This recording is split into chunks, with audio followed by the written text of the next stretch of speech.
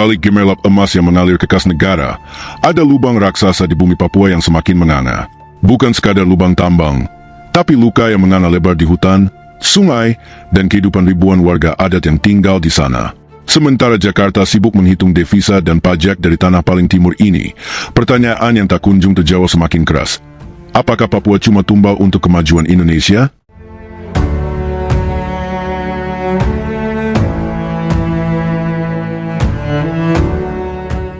Selama puluhan tahun, Papua menjadi penyumbang utama kekayaan alam bagi Republik. PT Freeport Indonesia, pengelola tambang Grasberg, salah satu tambang emas dan tembaga terbesar di dunia, telah menggali gunung-gunung di Mimika sejak era Orde Baru.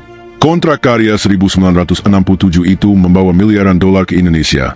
Tapi cerita di lapangan jauh lebih pahit. Warga Amume dan Kamoro yang tanahnya jadi lokasi operasi, masih banyak yang hidup dalam kemiskinan. Mereka mendulang emas dari limbah tailing Sungai Ajwa, sementara perusahaan dan negara menuai keuntungan besar. Laporan-laporan lama dan baru konsisten menunjukkan pola yang sama. Eksploitasi tanpa kesejahteraan yang proporsional. Pendapatan negara dari Papua mencapai triliunan rupiah setiap tahun, terutama dari sektor pertambangan. Namun, angka kemiskinan di banyak distrik pedalaman tetap tinggi, akses kesehatan dan pendidikan minim, dan konflik horizontal serta vertikal tak pernah benar-benar reda. Emas keluar, tapi kesejahteraan tak kunjung masuk merata. Hutan jatuh, sawit naik. Belakangan ini, isu perampasan tanah adat untuk perkebunan sawit bukan lagi sekadar berita sporadis, melainkan gelombang yang semakin masif dan sistematis. Kasus suku Auyu di Bovendigul, Papua Selatan, menjadi salah satu yang paling menyayat. Hutan adat Marga Woro seluas 36.094 hektare, lebih dari separuh luas DKI Jakarta, terancam lenyap digantikan monokultur sawit oleh PT Indo Asiana Lestari, IAL, dan perusahaan sejenis seperti PT Kartika Cipta Pratama serta PT Megakarya Jaya Raya.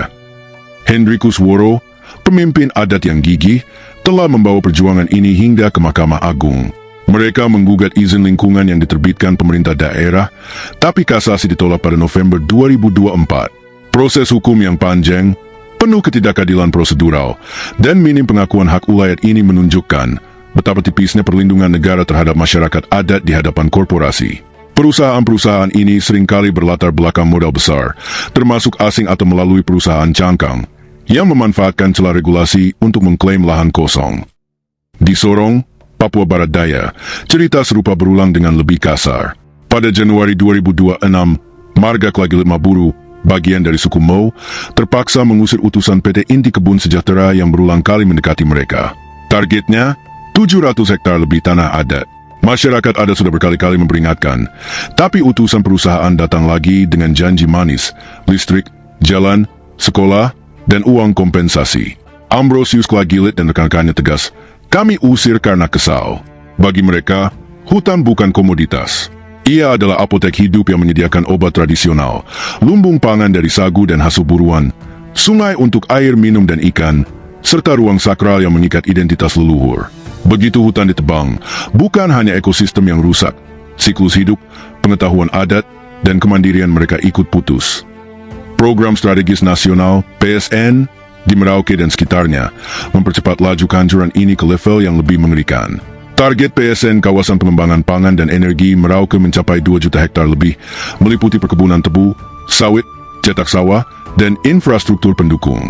Pemerintah berdalih demi ketahanan pangan nasional dan swasembada gula bioetanol. Tapi di lapangan, ribuan hektar kawasan hutan dan lahan adat berubah status menjadi areal usaha, dengan cara yang seringkali tidak transparan dan minim partisipasi bermakna. Data satelit dan laporan investigasi menunjukkan deforestasi signifikan. Ribuan hektar hutan primer hilang hanya dalam waktu singkat untuk proyek-proyek ini. 10 perusahaan menguasai konsesi ratusan ribu hektar di dalam PSN. Masyarakat adat seperti suku Malint, Auyu, dan Mau merasa tanah mereka dirampas secara halus melalui sosialisasi yang menyesatkan, pemecah belah komunitas, dan penandatanganan dokumen di bawah tekanan maupun kasar, intimidasi hingga kriminalisasi aktivis. Tanah Papua bukan tanah kosong, teriak para aktivis berulang kali. Namun kebijakan pusat seolah berjalan sebaliknya. Izin diterbitkan cepat, hak ulayat diabaikan, dan suara penolakan sering dibungkam dengan label anti pembangunan. Lebih tragis lagi, pola ini menciptakan lingkaran setan. Ketika hutan hilang dan masyarakat kehilangan sumber penghidupan, sebagian terpaksa menjadi buruh di perkebunan yang sama, dengan kondisi yang kerap disebut mirip kerja paksa, hutang, upah rendah, dan ketergantungan. Eksploitasi ganda, tanah dirampas, lalu tenaga mereka dieksploitasi di tanah leluhur sendiri. Ini bukan pembangunan, melainkan pengorbanan sepihak. Negara dan korporasi menuai devisa serta pasokan komoditas, sementara Papua menanggung deforestasi, pencemaran, hilangnya biodiversitas, dan erosi budaya. Jika pola ini dibiarkan, hutan jatuh, sawit naik, bukan sekadar judul bab, melainkan epitaf bagi masa depan Papua yang semakin gundul dan terpinggirkan. Argumentasi yang tak nyaman. Pihak yang membela pendekatan negara biasanya punya jawaban siap pakai.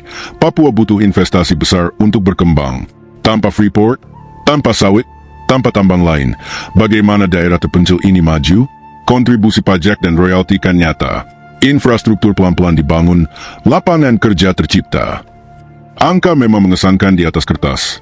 PT Freeport Indonesia pada 2024 saja menyetor lebih dari 79 triliun rupiah ke kas negara dalam bentuk pajak, royalti, dividen, dan pungutan lain. Di tahun yang sama, kontribusi langsung ke pemerintah daerah mencapai 7,73 triliun rupiah. Sektor tambang menyumbang porsi besar terhadap PDRB Papua Tengah. Tapi mari kita tarik lapangan yang lebih dalam dan lebih jujur. Di balik angka-angka itu, tren kemiskinan di Papua justru menunjukkan pola yang mengkhawatirkan. Di wilayah-wilayah operasi tambang, kemiskinan naik dari 17,26% pada Maret 2024 menjadi 19,60% pada Maret 2025 di beberapa kabupaten. Lapangan kerja memang ada, tapi mayoritas diisi pendatang. Sementara masyarakat adat Amumu dan Kamoro masih banyak yang bergantung pada sungai yang sudah tercemar dan hutan yang semakin tipis. Model pembangunan ekstraktif ini menciptakan ketimpangan struktural yang sangat dalam. Kekayaan mengalir deras ke pusat, pemegang saham mayoritas, dan elit daerah tertentu. Sementara risiko dan kerusakan ditanggung sepenuhnya oleh yang lokal. Setiap hari, Freeport membuang puluhan ribu ton limbah tailing ke sungai Agawagon dan Ajwa. Hasilnya, pendangkalan sungai yang masif, pencemaran logam berat, penurunan tangkapan ikan hingga 60% bagi masyarakat Kamoro, dan peningkatan kasus ISPA. Area Modified Ajwa Deposition Area, MOTADEA, seluas 230 km persegi, kini menjadi monumen kerusakan lingkungan yang sulit dipulihkan. Biodiversitas Papua yang termasuk yang terkaya di dunia pun terancam. Hutan primer hilang, ekosistem sungai rusak, dan spesies endemik kehilangan habitat. Di sisi sawit dan pesen Merauke, deforestasi berjalan dengan kecepatan mengerikan. Ribuan hektar hutan alam lenyap hanya dalam hitungan bulan untuk monokultur tebu dan sawit. Masyarakat adat bukan hanya kehilangan lahan, tapi juga sumber pangan, obat-obatan, dan fondasi identitas budaya mereka. Ini bukan sekadar soal ekonomi. Ini soal keadilan yang paling mendasar. Indonesia lahir dengan semangat Bhinneka Tunggal Ika dan perlawanan terhadap penjajahan. Ironisnya, praktik yang terjadi di Papua terasa seperti kolonialisme internal versi modern. Ambil sumber daya sebanyak-banyaknya, berikan kompensasi secukupnya untuk meredam suara, lalu biarkan konflik berlarut-larut. Ketika masyarakat ada protes atau menuntut pengakuan hak ulayat yang sesungguhnya, jawaban yang sering muncul bukan dialog mendalam, melainkan stigma separatis, pengawasan ketat, hingga pendekatan keamanan. Pembela HAM lingkungan dan tokoh adat kerap hidup di bawah ancaman. Intimidasi, kriminalisasi, bahkan kasus-kasus yang lebih serius terus muncul. Suara yang menuntut audit lingkungan independen, evaluasi kontra Freeport yang transparan, atau moratorium pelepasan hutan adat, sering dibungkam dengan label anti-pembangunan atau memperburuk citra nasional. Papua bukanlah daerah yang miskin. Ia kaya raya, tapi kekayaannya justru menjadi kutukan bagi pemilik aslinya. Pembangunan yang meminggirkan, merusak, dan mengebiri kedaulatan masyarakat adat bukanlah pembangunan yang sesungguhnya. Itu adalah pengorbanan sepihak yang berkelanjutan. Jika negara sungguh-sungguh ingin membawa kemajuan ke Papua, maka paradigma harus diubah dari akarnya, dari ambil dulu, bagi sedikit nanti, menjadi hormati dulu hak pemilik tanah, lalu bangun bersama. Tanpa itu, semua retorika kontribusi ekonomi hanyalah selimut tipis yang menutupi luka yang semakin menganga. Dan luka itu, lambat laun, akan menjadi beban moral bagi seluruh bangsa Indonesia. Investigasi yang diperlukan. Data resmi berbicara keras, PT Freeport Indonesia saja pada 2025 menyetor sekitar 75 triliun rupiah ke kas negara melalui pajak, royalti, PMBP, dan dividen. Angka yang fantastis yang seharusnya bisa mengubah wajah Papua. Tapi pertanyaannya selalu sama, kemana uang itu mengalir? Berapa persen yang benar-benar sampai ke kampung-kampung adat dalam bentuk pemberdayaan berkelanjutan? Bukan proyek mercusuar, aspal jalan yang cepat rusak, atau dana yang bocor di tengah jalan? Di Papua Tengah, provinsi yang menjadi rumah Grasberg, angka kemiskinan justru tetap tinggi, bahkan menjadi salah satu yang tertinggi di Indonesia. Sementara kontribusi tambang ke PDRB signifikan, masyarakat Amume dan Kamoro di sekitar operasi tambang masih bergulat dengan kemiskinan struktural. Lapangan kerja ada, tapi mayoritas diisi pendatang. Multiplier effect yang sering dibanggakan ternyata tak banyak menyentuh pengusaha lokal asli. Berapa banyak warga adat yang kini menjadi kontraktor sukses, pemilik usaha logistik, atau pengusaha di rantai pasok tambang? Angkanya tipis, nyaris tak terlihat. Lebih menyakitkan lagi soal lingkungan. Setiap hari puluhan ribu ton limbah tailing masih mengalir ke sistem sungai Agawagon dan Ajwa. Mota Dea seluas 230 km persegi kini menjadi monumen kerusakan permanen, pendangkalan sungai masif, pencemaran logam berat, hilangnya tangkapan ikan, dan peningkatan penyakit pernapasan di masyarakat Kamoro. Berapa sungai di Mimika yang airnya masih layak diminum tanpa risiko kesehatan jangka panjang? Jawabannya sedikit sekali. Sementara itu, konflik tanah adat terus berulang seperti lingkaran setan. RUU Masyarakat Adat sudah dibahas belasan tahun, masuk prolegnas berulang kali. Tapi hingga pertengahan 2026 masih mandek di DPR. Tanpa payung hukum yang kuat, hak ulayat tetap mudah diabaikan demi izin perusahaan. Di PSN Merauke, target pembukaan lahan mencapai lebih dari 2 juta hektar untuk tebu, sawit, dan cetak sawah. Ribuan hektar hutan primer sudah lenyap. 10 perusahaan besar menguasai konsesi ratusan ribu hektar di wilayah adat Malint, Auyu, dan Moi. Deforestasi di Papua melonjak tajam di 2025. Pemerintah bilang demi ketahanan pangan nasional. Tapi masyarakat adat bertanya, ketahanan pangan untuk siapa? Kalau lumbung sagu dan hutan pangan mereka diganti monokultur? Saya bukan anti pembangunan. Pembangunan yang meminggirkan, merusak, dan mengorbankan pemilik asli tanah justru adalah pembangunan yang cacat sejak lahir. Freeport sudah beroperasi hampir 6 dekade. Sudah saatnya dilakukan audit independen menyeluruh yang transparan. Berapa dampak real terhadap kesehatan masyarakat dan ekosistem?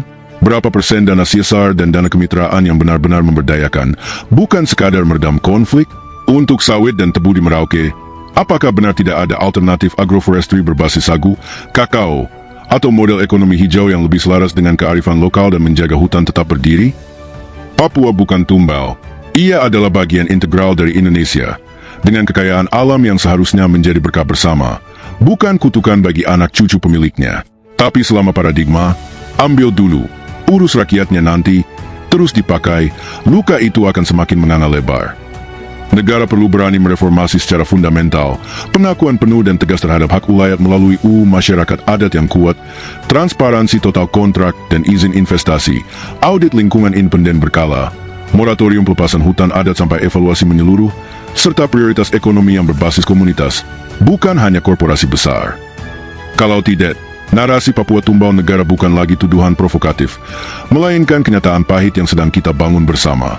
Dan itu, pada akhirnya, akan menjadi beban moral yang berat bagi seluruh bangsa Indonesia di hadapan sejarah dan generasi mendatang.